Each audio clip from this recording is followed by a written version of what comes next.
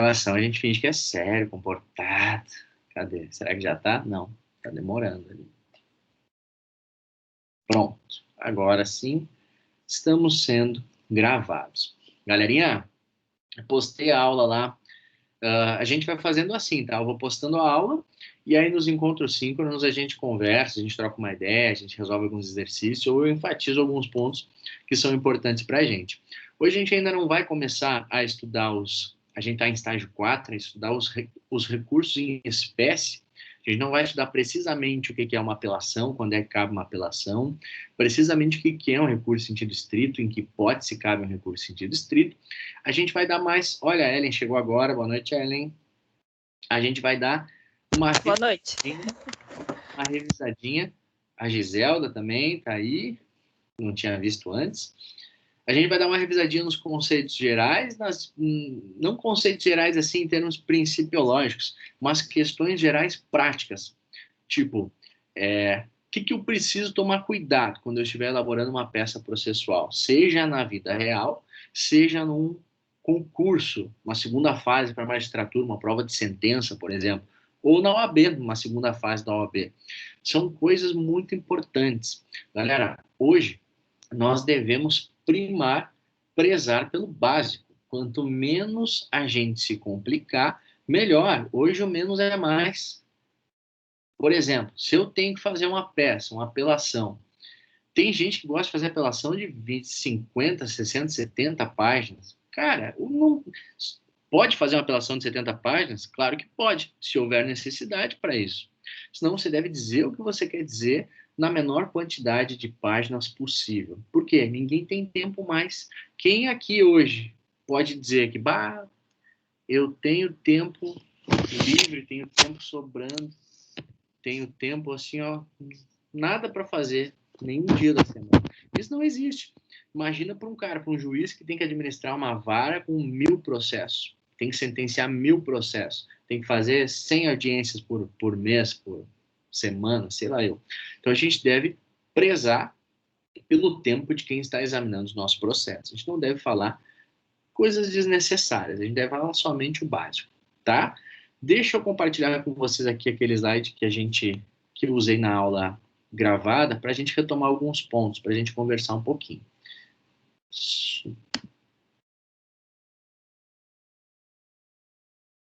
Aí que ele sumiu.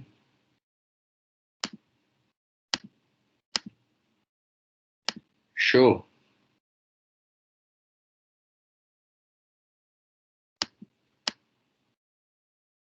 Vocês conseguem enxergar aí, galera?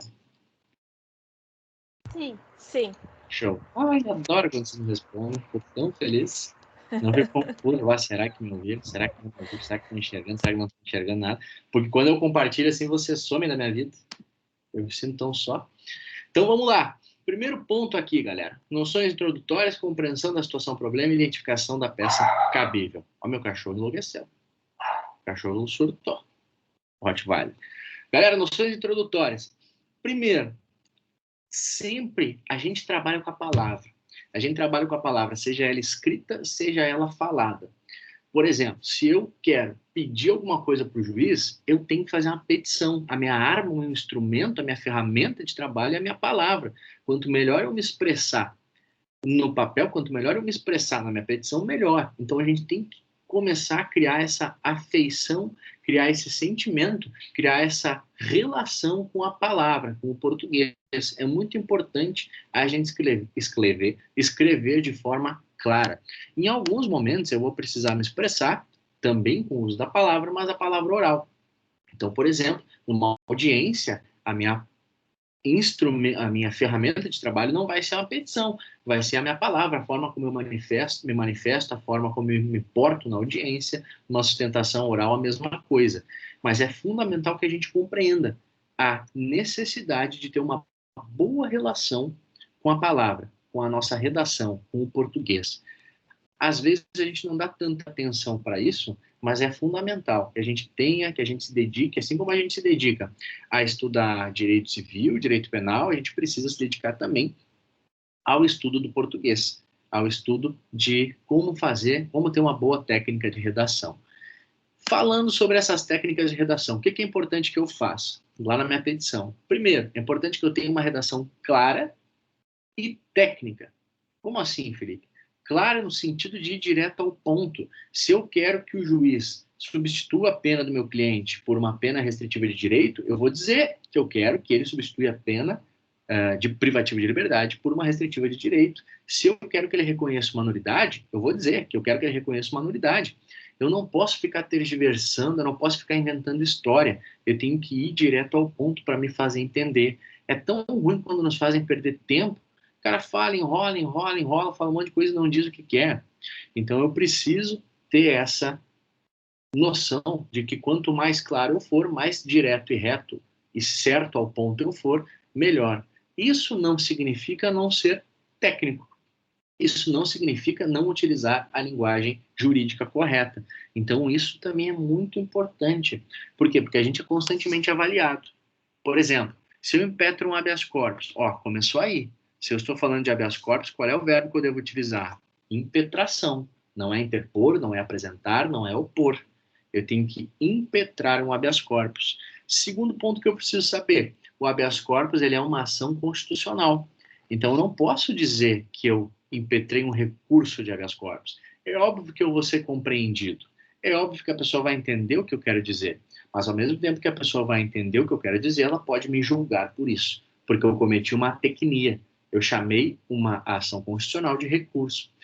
Mas como tu é chato, Felipe? Sim, mas é que a gente é julgado dessa forma. Não é que eu me importe, que eu queira, é que isso é o que a gente vai encontrar ali para frente. Daqui a pouco tem um juiz, um promotor, imagina você vai conversar, marca de despachar com um desembargador, por exemplo, entrega memoriais, e aí acaba ocorrendo um deslize desse. É óbvio que vai acontecer, é óbvio que já aconteceu comigo, é óbvio que vai acontecer com todo mundo, mas a gente tem que ter essa preocupação de se preparar o máximo possível para evitar que isso ocorra.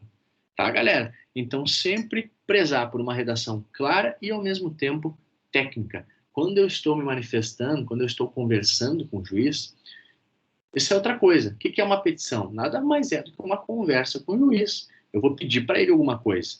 Eu tenho que ser claro nesse pedido. Só que eu não posso esquecer que eu estou falando com uma autoridade, que eu estou falando sobre direito, que eu estou falando eu estou lidando com o direito de uma pessoa. Então eu tenho que ter esses primores técnicos. Beleza? Esses detalhezinhos, então. Depois, outro ponto que muita gente negligencia. Cuidado com a apresentação gráfica do texto. É tão bom quando a gente pega uma petição bonitinha, quando a gente pega uma petição que ela é gostosa de ler, uma petição que enche os olhos. Isso para tudo. É algo que a gente precisa ter cuidado. Por outro lado, se pega aquela petição, pode ser o melhor conteúdo do mundo. O cara escreve bem pra caramba, o cara tá com um pedido embasado, um pedido bem fundamentado, mas o texto tá feio, tá com aquela fonte lá, Comic Sans, parece fonte de criança, de trabalho de colégio, tá que, sei lá, os espaçamentos não estão adequados, o texto não está justificado, tem muita, a margem não tá boa. Isso, olha, galera, pode ter certeza, vai influenciar na pessoa que está lendo. Mas não deveria, eu sei que não deveria, mas todos nós somos seres humanos, inclusive o juiz. A gente é influenciado por coisas que a gente nem mesmo sabe que nos influencia. Então a gente toma decisões sem nem mesmo saber os motivos pelos quais nós tomamos decisões. Por isso eu tenho que criar um contexto que me forneça a maior quantidade de elementos positivos possíveis, inclusive por meio da forma gráfica, da estética que eu vou apresentar no meu pedido. Vocês já ouviram falar em Visual Law ou Design Law? É uma ciência nova que está aparecendo que leva em consideração isso, formas de se expressar que não essa clássica. Então, o Visual Law trabalha com gráficos, trabalha com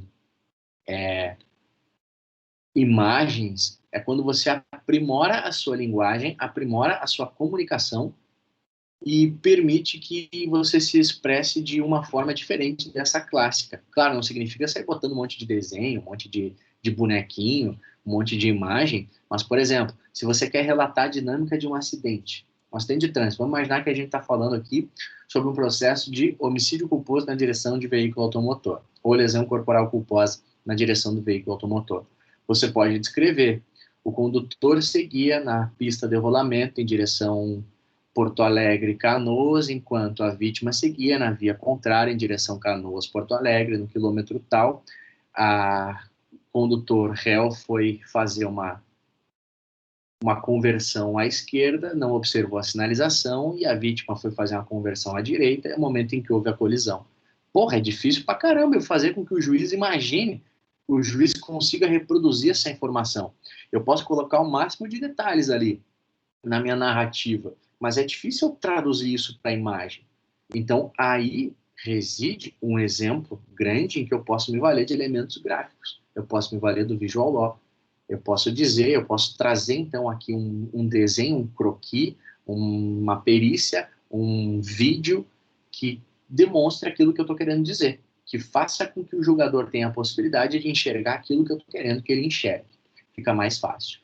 Para além disso, é importante, em vários momentos, a gente precisa chamar a atenção do juiz. Para isso, a gente pode se valer do negrito, do sublinhado, por exemplo. Então, se eu estou falando lá, estou me comunicando, estou falando sobre um ponto importante, um ponto fundamental, eu posso tentar chamar a atenção do julgador por meio desse tipo de destaque no meu parágrafo. Então, eu boto lá um negrito, boto um sublinhado, para chamar a atenção. O que eu quero dizer com isso é: juiz, cara, olha só, isso aqui é importante. Lê isso aqui, pode até passar o resto.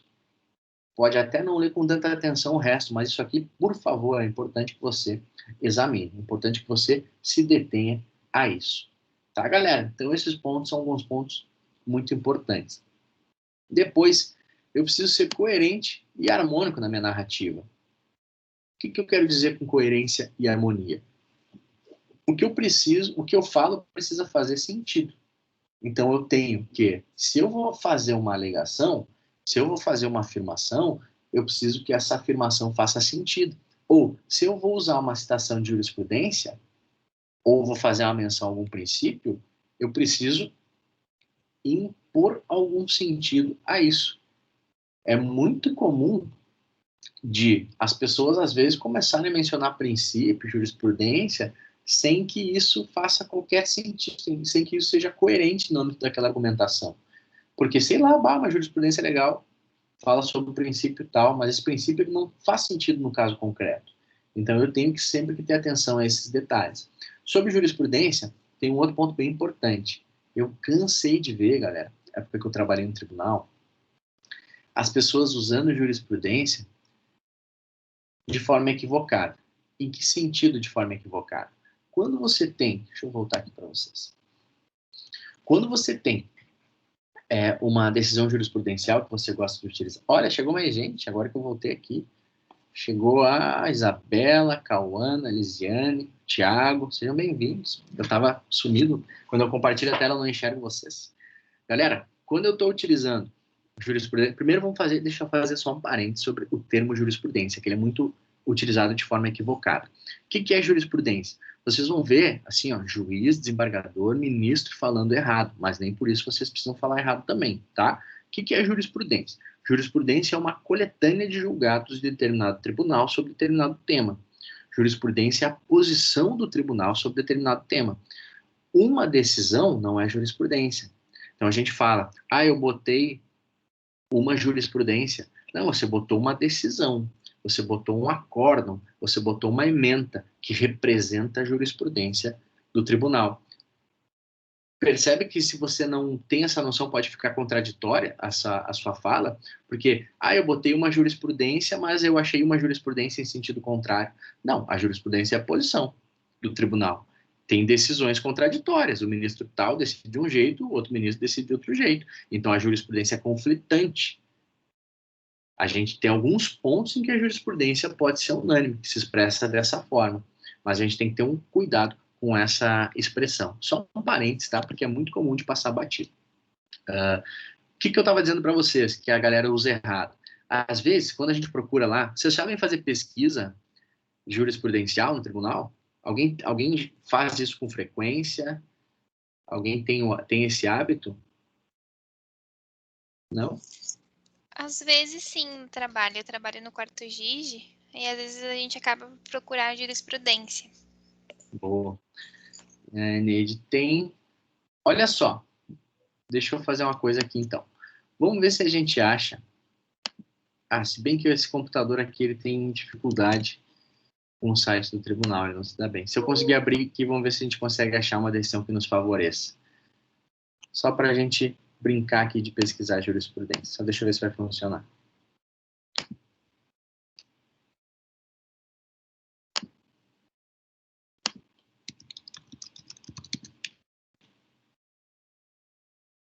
Tá funcionando. Olha só, galera.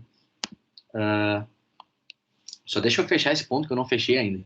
Quando é que as pessoas usam errado a utilização de jurisprudência? Se eu pesquiso o mementa de um julgado fala sobre vários pontos. Então tem ali, sei lá, uma nulidade, o mérito e a pena. Tem 3 pontos. E é muito comum de algum dos pontos nos favorecer e outro dos pontos não nos favorecer. Então, por exemplo, eu pego lá uma ementa que fala sobre algo bom na aplicação da pena, e eu quero utilizar esse fundamento porque ele vai favorecer o reconhecimento de uma atenuante que eu estou alegando, mas, antes disso, o tribunal rejeitou uma nulidade que eu estou arguindo. Então, eu posso dar munição para o julgador rejeitar o meu pedido de nulidade. Por quê? Porque dentro da ementa existem vários fundamentos. Eu tenho que ter cuidado com isso. Não basta eu usar parte da ementa. E também é complicado eu omitir. Por quê? Porque o juiz vai saber, ele vai atrás. Então, às vezes, eu posso dar munição para o juiz, para o tribunal, enfim, desqualificar um dos meus pedidos, se eu não tiver atenção a isso. Olha só.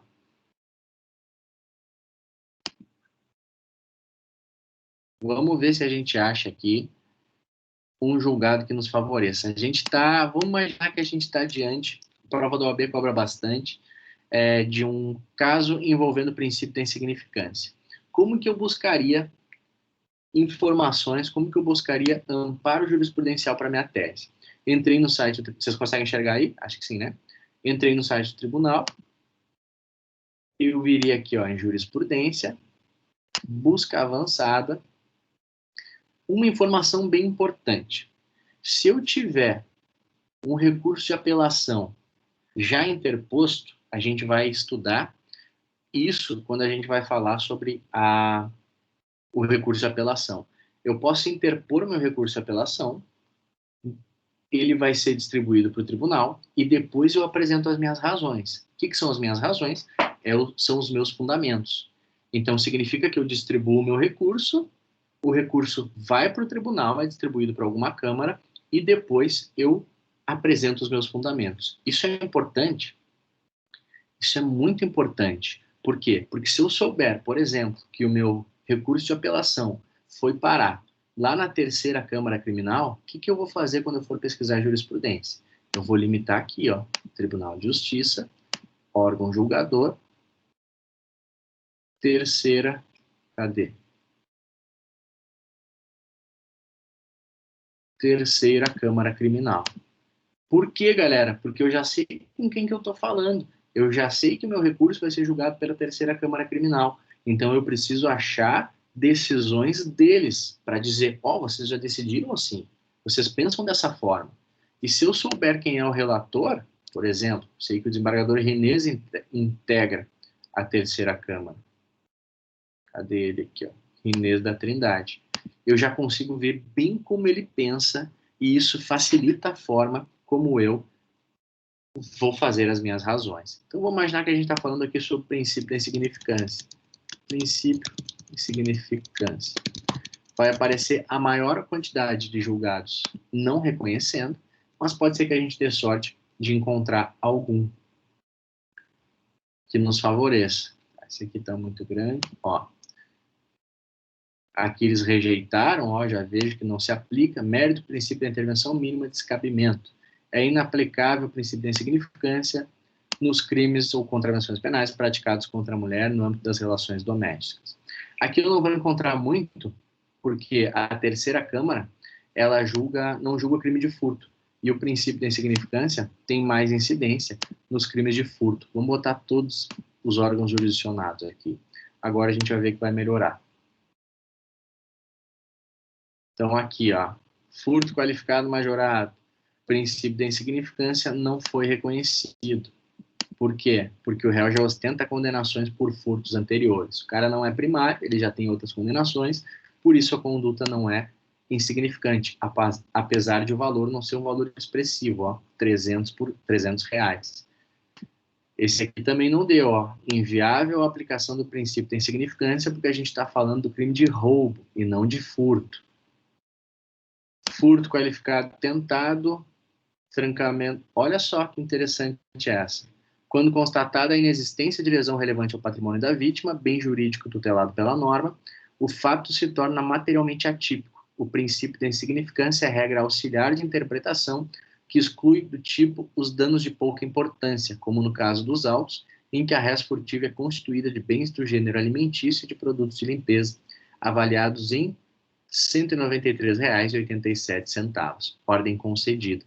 Olha aqui, se eu estivesse trabalhando num processo que envolvesse a discussão do princípio da insignificância, esse seria um precedente muito bom. Por quê? Primeiro, porque ele é super recente, ó, 26 de fevereiro de 2021.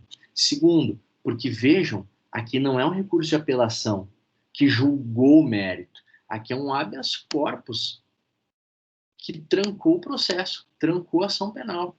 Então é muito mais forte esse precedente, porque habeas para trancar processo precisa de um argumento muito mais intenso, porque se precisa evidenciar uma ilegalidade flagrante, uma coação ilegal flagrante. Se fosse numa apelação, tudo bem, é o momento em que o juiz está examinando o mérito. O habeas corpus, em tese, não permite revolvimento de provas. Vamos olhar aqui o que diz esse acordo. Então, olha só. Aqui está a ementa, que a gente olhou lá em cima. Teve um que divergiu, ó. Vamos ver o voto. Vocês conhecem a estrutura de um acórdão? Isso aqui é um acórdão. Assim ele fica meio feio, mas quando a gente baixa ele no Word, ele fica mais bonitinho. Então aqui é a ementa. O que é a ementa? A ementa é um resumo do que aconteceu no caso concreto. Aqui nós temos os dados da impetrante, da paciente. Paciente, quem é? É a pessoa a que está submetida à coação ilegal. É essa moça aqui, então. Impetrante é a Defensoria Pública e o coator, quem proferiu o ato que eu estou impugnando, é o juiz de direito da 2ª Vara Criminal da comarca de Santa Rosa. Aqui começa propriamente o relatório e o voto. Então, aqui tem a tira de julgamento. O que aconteceu? Ó, acordam os desembargadores integrantes da 7ª Câmara Criminal do TJ do Estado, por maioria de ofício, nos termos do voto médio proferido pelo José Conrado Curtis de Souza, em conceder a ordem de habeas corpus para determinar o trancamento da ação penal, tendo em vista a incidência do princípio da insignificância, restando prejudicada a análise do mérito da demanda, vencidos os Carlos Alberto Echeverri, que também reconhecia a hipótese de crime impossível, e a Glaucia Dip Dreher, que afastava a determinação de ofício. Que mais? Então aqui está o relatório, eles explicam o que aconteceu no caso, barará, barará. Vamos ver se a gente identifica o que a pessoa furtou. Tá, aqui é só o relatório. Eram 2 pessoas, concurso de agentes, a paciente e o comparsa. Olha só como o princípio da insignificância ele tem detalhes importantes. E aos poucos a gente vai formando esse raciocínio. Eu vou ler esse parágrafo aqui e a gente vai interpretar ele. Segundo consta na já oferecida denúncia, em 3 de janeiro de 2020, a paciente e o comparsa deram início ao ato de subtrair, para ambos, produtos de limpeza de gêneros alimentícios, bens avaliados em R$ 197,83, apenas não consumando o delito por circunstâncias alheias à vontade do agente. Na ocasião, os denunciados entraram no mercado e subtraíram os referidos bens. O supervisor, desconfiado da atitude, acionou a brigada militar, tendo os policiais militares comparecido ao local e efetuado a prisão. Só nesse parágrafo, nós já temos vários elementos que nos fazem refletir sobre a incidência ou não do princípio da insignificância. Primeiro, a paciente e o comparsa. Ou seja, nós temos aqui uma hipótese de concurso de agentes. Concurso de agentes normalmente enseja maior reprovabilidade do que você cometer o crime sozinho. O ordenamento jurídico entende que cometer o crime em conjunto é mais grave do que cometer o crime sozinho. Depois nós temos outra informação. Deram início ao ato de subtrair, não consumando por circunstâncias alheias à vontade. Então, nós não temos aqui o furto consumado. Nós temos o furto tentado. Isso é favorável para o reconhecimento da insignificância, porque reduz a reprovabilidade da conduta. Ou seja, o crime não chegou a lesar o bem jurídico patrimônio do mercado. Outros elementos relevantes. Bens avaliados em R$ 197,00. Não é uma conduta expressiva. Não é um valor expressivo. R$ 197,00. Especialmente porque, eles entraram no mercado. Então, R$ 200,00 para o mercado, não sei qual é, mas provavelmente não seja um valor muito grande, não seja um valor muito alto. Agora, se fosse R$ 200,00 por tiozinho que trabalha das 6 da manhã às 10 da noite e ganha um salário mínimo, o contexto já mudaria.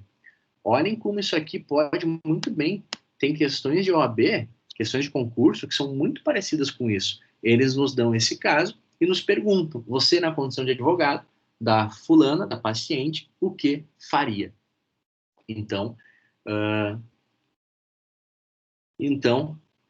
é interessante, esse parágrafo aqui já permite que a gente realize várias reflexões sobre o caso concreto. Como advogado, a gente já consegue pensar em várias hipóteses. E olha só, há, contudo, questão a ser analisada antes do exame do mérito da demanda, pois, sendo esse o retrato dos autos, impõe-se a concessão da ordem de ofício. Deixa eu só retornar para ver uma coisa aqui. Quero ver o que a defesa pediu no habeas. Olha só que interessante. A defesa nem pediu o princípio da insignificância. Trata-se de habeas corpus com pedido, por isso que constou de ofício à disposição. De ofício é quando o tribunal decide, de ofício, sem que haja provocação.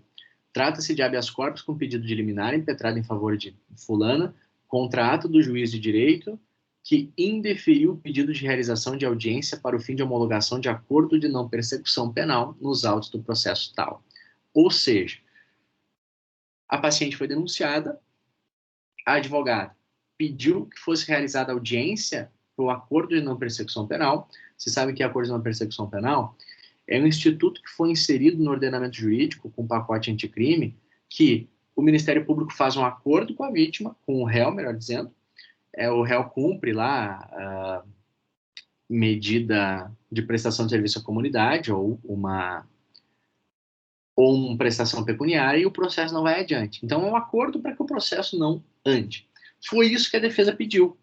A defesa disse, impetrou um habeas e disse, eu quero que saia essa audiência para que a minha cliente ou a assistida pela Defensoria Pública tenha oportunidade de celebrar o ANPP, o Acordo de Não Persecução Penal. E o tribunal disse, olha, indo além do pedido, eu acho que essa conduta é uma conduta atípica pela incidência do princípio da insignificância. Então, antes de examinar o mérito, eu vou conceder de ofício, sem que você tenha me pedido, a ordem nesse habeas corpus para trancar o processo. O que diz aqui a fundamentação? No caso, é visível a atipicidade da conduta imputada à paciente. O delito do artigo 155, enquanto norma penal que tutela o patrimônio, exige que a conduta cause efetiva lesão econômica à vítima. Viram aquilo que a gente falou? Foi um furto tentado e era um mercado, possivelmente tem um patrimônio. Inexistindo efetiva afronta ao bem jurídico tutelado, patrimônio alheio, o fato se torna materialmente atípico diante da insignificância da lesão. A res furtiva, constituída de bens de gêneros alimentícios e de produtos de higiene, foi avaliada, em R$ 197,83. Ainda, os bens foram imediatamente restituídos. Aqui ele cita o Roxin, depois cita o Welsel, cita o Bittencourt, e diz, em síntese, a efetiva lesão ao bem jurídico que conduz o intérprete nos caminhos da tipicidade. Depois cita Francisco de Assis Toledo, no caso dos autos, e aí ele volta para o processo. O patrimônio da vítima, bem jurídico tutelado pela norma, não sofreu qualquer lesão. O delito não é daqueles cometidos com emprego de grave ameaça ou violência contra a pessoa, e o valor da res furtiva não pode ser considerado relevante nos dias atuais, modo especial em se tratando de produtos de higiene e de limpeza, questões sem dúvidas a serem analisadas quando a análise do princípio invocado. Mostra-se assim aconselhável a aplicação do princípio da insignificância. E aí citou o precedente da STF, ó, R$ 54,00 no precedente da STF, para trancar o processo. Aqui, 253, 174 e 96, também precedente da STF, reconheceu o princípio da insignificância e trancou o processo.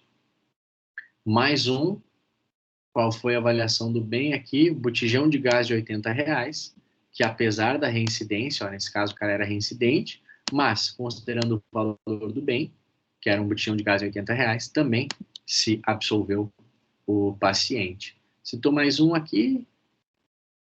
Esse aqui não diz o que era. Esse aqui também não diz o que era. E esse aqui também não diz o que era. No caso dos autos, ainda trata-se de paciente primária. Ó, outro fator relevante. Vejam que é muito importante para um princípio da insignificância isso. Não foi um elemento só que levou o tribunal a conceder a ordem de ofício. Foi uma conjugação de fatores.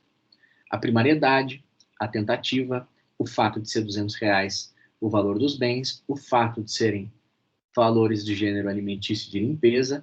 Talvez se faltasse um desses elementos, o tribunal não seria tão ousado em conceder a ordem de habeas corpus e trancar de ofício, sem pedido da impetente. Talvez até numa apelação, que é o momento em que se julga de fato o processo, eles poderiam falar isso. Mas no habeas, precisou de vários elementos para chegar à conclusão. Não há, portanto, falar em conduta típica. E mesmo se assim não fosse, entendo também ser aplicável ao caso crime impossível. Olha, aqui é bem mais ousado. É que o crime se deu em um estabelecimento comercial onde, desde o início da subtração, a paciente estava sendo observada pelos funcionários do mercado. Crime impossível é aquele que não poderia ser consumado em razão da ineficácia absoluta do meio empregado para sua execução ou pela impropriedade do objeto. É bem o caso dos autos. Cita o artigo 17 do Código Penal e cita um precedente aqui do tribunal também, do crime impossível. Caso concreto que o delito tentado pelo acusado, seu comparsa não iria se consumar por absoluta ineficácia do meio empregado, pois os objetos que pretendia subtrair nunca saíram da esfera de vigilância do funcionário do supermercado, o qual efetuou o monitoramento constante de ter crimes, esperando o momento em que o casal passasse pelos caixas sem efetuar o pagamento, para somente então efetuar a abordagem. Circunstâncias fáticas que autorizam a manutenção da decisão de absolução sumária com reconhecimento da figura do crime impossível. Olha, gente, isso aqui não é tão comum, viu? É bem incomum, aliás.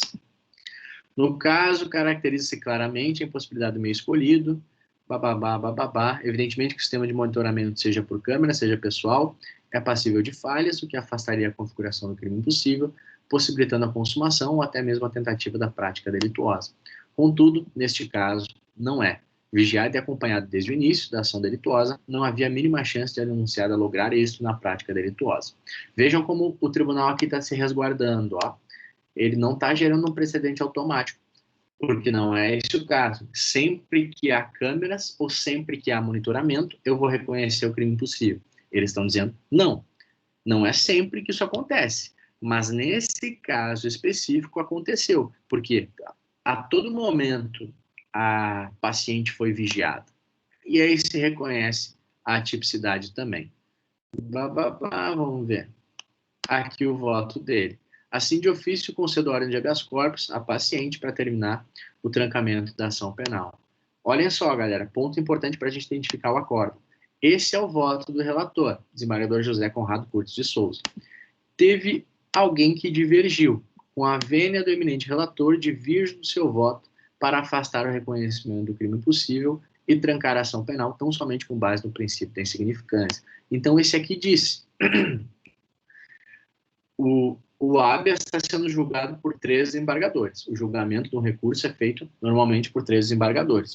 O primeiro disse, é crime impossível e é princípio da insignificância. Vou conceder tudo de ofício. O segundo disse, eu acho que é princípio da insignificância. Crime impossível é demais para mim. Estou divergindo de você, colega.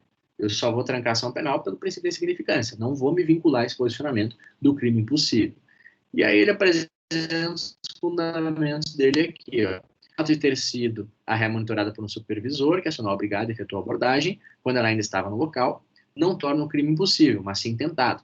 E aí ele fala sobre a súmula 567 do STJ, segundo a qual o sistema de vigilância é realizado por monitoramento eletrônico ou por existência de segurança no interior do estabelecimento comercial, por si só não torna impossível a configuração do crime de furto. Não há falar, pois, em ineficácia absoluta do meio. E aí ele adere ao posicionamento do princípio da insignificância. Barará, barará, ele fundamenta. Esse é o voto dessa senhora aqui, Gláucia de Dreia. Então, voto do relator, insignificância, crime impossível. Voto da desembargadora Gláucia, a revisora, somente insignificância, não crime impossível. E vamos ver o que diz o último. Peço vênia ao eminente relator, mas divirjo da concessão parcial do habeas corpus para trancar a ação penal. Não se trata de crime impossível, uma vez que a simples existência de um aparato de vigilância não impede a consumação de furtos. Tampouco vejo a possibilidade de se atestar de pronto, em sede de habeas corpus, a insignificância da conduta praticada, à medida que o furto teria sido cometido em concurso de agentes e que os bens que se pretendia subtrair somam um valor não insignificante de quase R$200, o equivalente a 1/5 do salário mínimo. Então, o terceiro que está votando não reconhece nem outro fundamento. Inclusive, ele diz, lembra que eu falei para vocês do concurso de agentes, que era uma conduta de maior reprovabilidade? E ele está dizendo também, pode ser que na apelação eu reconheça, mas aqui em sede de habeas corpus, não, para mim é demais. Perceba-se que o trancamento da ação penal em sede de habeas corpus é viável quando se mostra patente a inexistência de crime ou a ausência de justa causa para a persecução criminal, sem a necessidade de qualquer dilação probatória. Não parece ser o caso. Barará, barará, barará, barará, barará, barará, barará. E aí, não sei o que aconteceu aqui, acho que não abriu mais meu... Não abriu mais meu negócio aqui, mas deu para a gente analisar quase tudo. Que interessante, olha só, uma pesquisa rápida, a gente achou um precedente bem interessante com várias discussões jurídicas pertinentes. Agora, o pulo do gato. Que cuidado eu tenho que ter se eu for utilizar essa ementa? Eu interpus lá minha apelação, eu vi que caiu para a 7ª Câmara Criminal, e aí vamos imaginar que o relator não seja o Echeverri, o relator seja aquela moça ali, a Gláucia, sumiu o negócio, essa aqui. É apropriado eu usar essa ementa para tentar convencer ela? Em alguma medida, sim. Mas o que eu tenho que cuidar? Eu tenho que cuidar porque eu sei que, apesar de a ementa mencionar ali reconhecimento de crime impossível, ela divergiu. Ela diz aqui, eu não reconheço o crime impossível. Então, não basta eu simplesmente... Voltei aqui, galera. Não basta eu simplesmente mencionar para ela aquele julgado, eu tenho que entender que o posicionamento dela não é o posicionamento unânime da Câmara. É o posicionamento do relator que acabou ganhando nesse caso. Eu tenho que fazer força para convencer a revisora de que é um caso de crime impossível. Tá, galera? Em ordem? Alguma dúvida? Empolguei com esse cara, achei interessante. Deixa eu ver se eu... Tá rolando um esboço. Alguém ia falar alguma coisa desse tipo. Galera, bom, já falamos aqui, utilização estratégica de doutrina e jurisprudência. Eu tenho que saber qual é o autor que eu vou usar e saber de que forma que eu vou usar a jurisprudência. Então, por exemplo, nada adianta eu usar o autor que eu gosto se quem vai julgar o recurso não gosta do autor que eu gosto. Então, eu tenho que saber qual é o autor que está lá na prateleira do juiz, qual é o autor que está lá na prateleira do desembargador, porque é esse cara que ele vai consultar, é esse cara que ele confia, não é o autor que eu gosto. Daqui a pouco o cara que eu tenho aderência, que eu tenho adesão, a corrente teórica, o desembargador critica. Então, não vale a pena. E jurisprudência da mesma forma. A gente viu um caso aqui em que eu tenho que ter cuidado para usar essa decisão. Mas, regras de jurisprudência. Eu devo utilizar, quando possível, jurisprudência dos tribunais superiores, pela força vinculante, pelo argumento de autoridade que tem. E eu devo utilizar jurisprudência do órgão fracionário que eu estou... se eu sei com quem eu estou falando, né, se eu tenho uma prevenção, por exemplo, eu sei que meu habeas vai cair na 3ª Câmara, eu uso jurisprudência da 3ª Câmara. Se eu sei que vai cair na sétima, eu uso jurisprudência da sétima. Quando eu for fazer minha peça, que instruções e que cuidados eu devo ter? Primeiro, planejamento e pesquisa. Pesquisa o processo, pesquisa o caso, pesquisa os fundamentos, vai montando ali um rascunho, um esboço, fazendo um rabisco, planeja como você vai desenvolver essa peça. Depois você constrói, escreve, faz os ajustes que tem que fazer, menciona a jurisprudência que tem que mencionar, menciona a doutrina que tem que mencionar. Por fim, corrige e revisa. Se possível, galera, encaminha para alguém revisar. Porque muitas vezes a gente acaba ficando viciado, a gente acaba não enxergando eventuais erros, eventuais lapsos que podem existir na nossa peça. Lá no escritório até hoje é assim. Eu faço uma peça, mando para o Guilherme faz uma peça, ele me manda e a gente revisa a peça um do outro. Não tem que ter vaidade aqui. Eu lembro, eu fiz estágio no escritório, que é um dos maiores escritórios de advocacia do Brasil. Trabalha em todas as operações, Lava Jato, não sei o quê.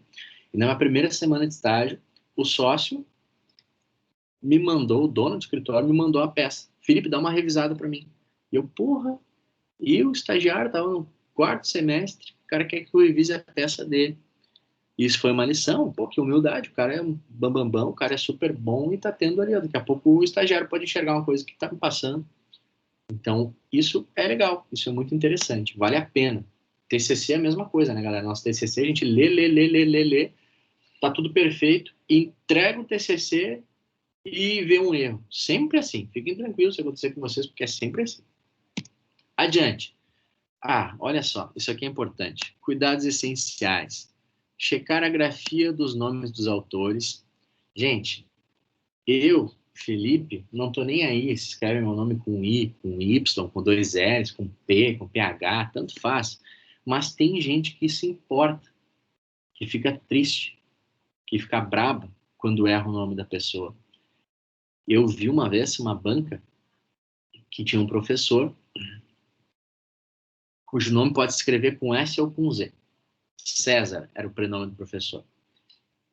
E o cara se escreve com Z. E o cara escreveu o nome dele com S. E aí esse professor na banca olhou e perguntou: quem é esse autor aqui que tu citou? E o candidato disse: é o senhor, professor. E o cara disse: não, meu nome não se escreve assim. Então, pô, vê, imagina. O cara já tá nervoso, tá na banca, e aí por causa de um detalhe de uma letra, acaba gerando ainda mais uma tensão, uma pressão. Cuidado, não precisa. Expressões em latim também confere. In dubio pro reo, fumus comissi delicti, periculum libertatis. Bota no Google, joga ali, confere como é que se escreve. Não chuta, não tem por que chutar. Confere para não errar. E o nome da autoridade. Se você vai entregar memoriais, por exemplo, para o desembargador Georges, para o desembargador Inês, para o desembargador Tovo, se certifica de como escreve o nome dele. Os caras são autoridades, os caras são vaidosos, é importante ter esse cuidado, tá? Ou na ostentação oral, vai mencionar o nome do desembargador, não erra, né? O nome do desembargador, não confunde o nome do desembargador. Cuidado.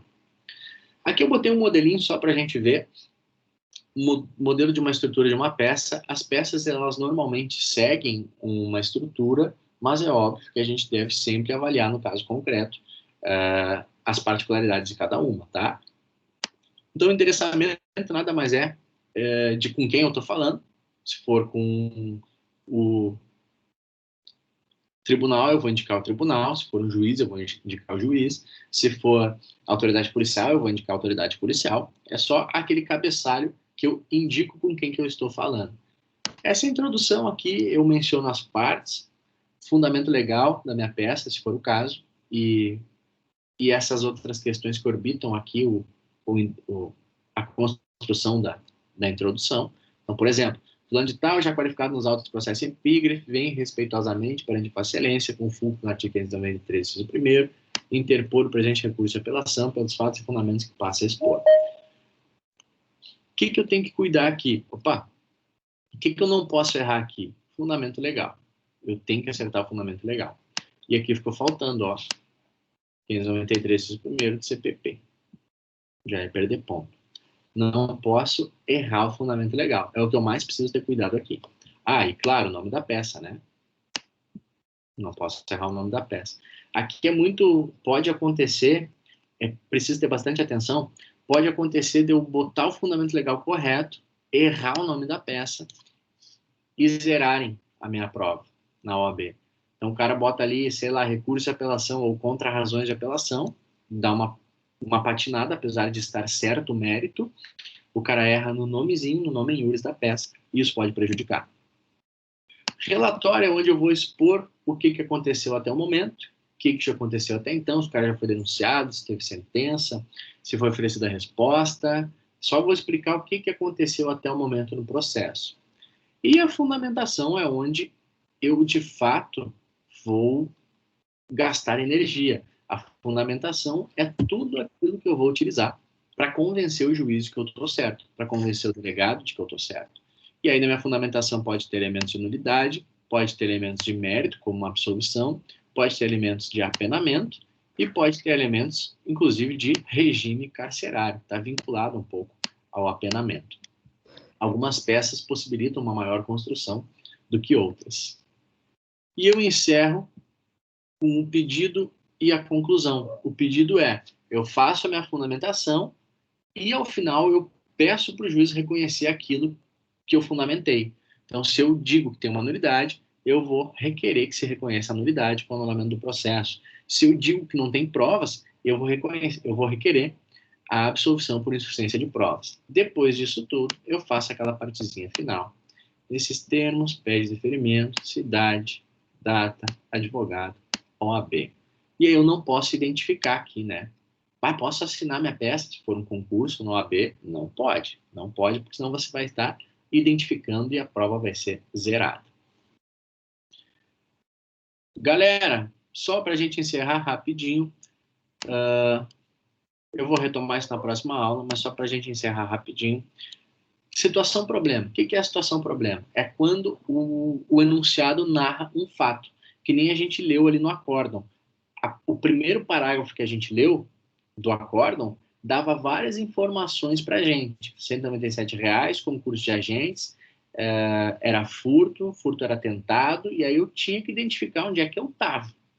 Ali, a gente identificou que não tinha tido sentença ainda. Por quê? Porque não houve memoriais, a gente identificou que o processo parou aonde? Parou lá no começo, porque a defesa queria o oferecimento de acordo de não persecução penal. Isso é antes da instrução. Então, sempre que eu vejo enunciado, eu tenho que identificar onde é que eu estou. Aqui, fase investigativa, já houve denúncia? Se houve denúncia, dá início ao processo. Eu estou no meio do processo? Se já houve sentença, eu inicio a fase recursal.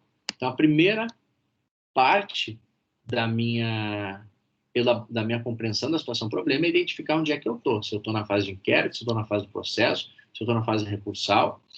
Depois eu devo buscar algumas expressões chaves. Então, por exemplo,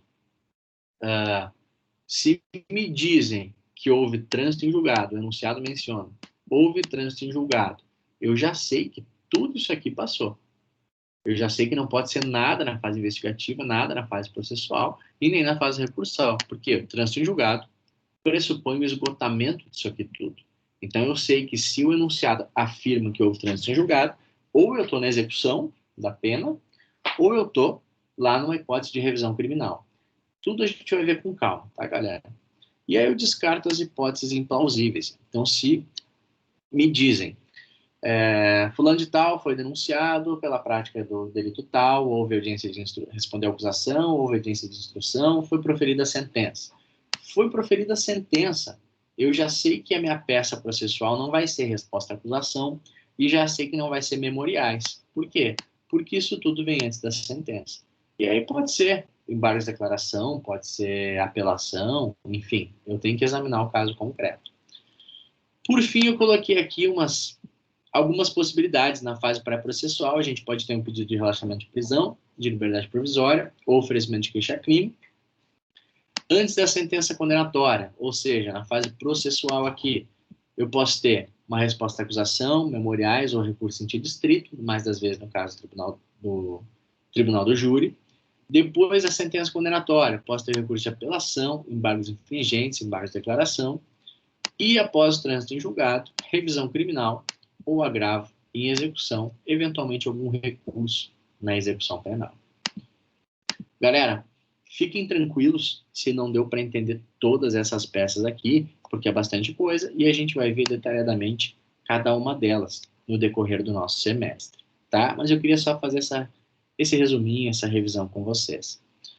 Pessoal, alguém tem alguma dúvida, alguma pergunta? Por enquanto, não. Nenhuma dúvida, professor. Ótima sua aula, muito boa sua explicação, assim, foi bem clara. Gostei de verdade. Ai, muito obrigado, fico muito feliz. Também gostei, professor. Tu passa muita tranquilidade na tua aula. Ah, coisa boa, fico muito feliz. Vou dormir faceiro hoje, mas antes de dormir eu vou jantar, porque eu tô morrendo de fome, meu Deus. Que legal, a gente deu sorte de achar um acórdão bacana, né? Um acórdão não é sempre. Se a gente estiver ok. Eu realizei várias oportunidades de pesquisa de jurisprudência. Olha, difícil. Nesse da princípio da significância, eu quase desistia.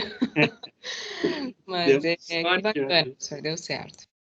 Beleza, galera. Show de bola. Agradeço demais. Muito obrigado. Fico muito feliz pelo feedback. Agradeço demais a presença de vocês. E eu reitero, qualquer dúvida que vocês tiverem, qualquer coisa que vocês precisarem, podem me chamar. É um prazer muito grande sempre conversar e interagir com vocês. Me chamem no Insta, no WhatsApp, me mandem e-mail. Fiquem bem à vontade, tá, galerinha? E, no mais, era isso. Certo. Desejo a todos uma boa noite, uma boa semana. Fiquem com Deus e se cuidem. Beijão. Boa noite, professor. Obrigada, Felipe. Boa Boa noite, professor. Boa noite.